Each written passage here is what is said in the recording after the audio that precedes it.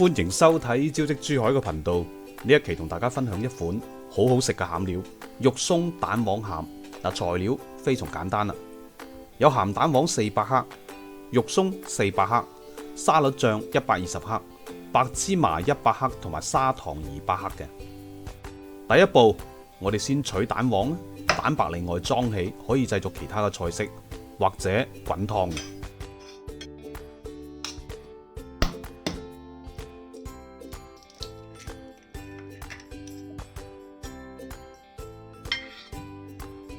搞掂咗之後呢，將啲蛋白用保鮮紙包起身，放喺冰箱嗰度啦。鹹蛋黃我哋加些少紹酒，溝勻佢。第二步，將蛋黃蒸熟。喺蒸蛋黃過程當中呢，我哋處理一下啲芝麻啦。第三步，炒白芝麻，將白芝麻清洗乾淨。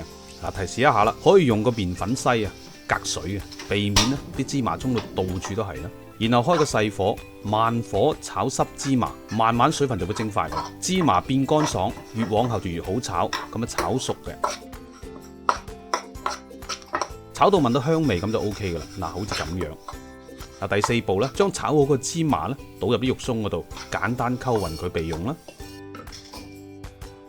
15分鐘左右咧，鹹蛋黃就蒸熟噶啦噃。第五步啦，將熟嘅蛋黃我哋隔爛佢啦。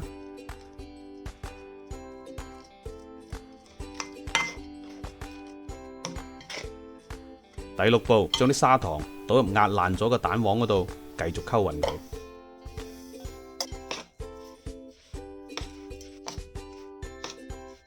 第七步，將所有嘅材料咧倒入廚師機。最近好多觀眾都會製作一啲糍仔嘅，譬如好似艾糍啊、糯米糍啊等等嘅小食咧。呢一款嘅餡咧就非常之適合用嘅。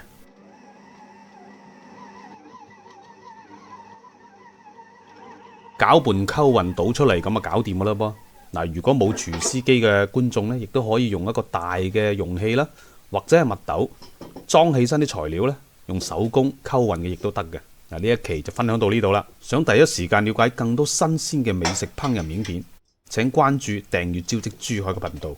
多謝你嘅收睇，下期見，拜拜。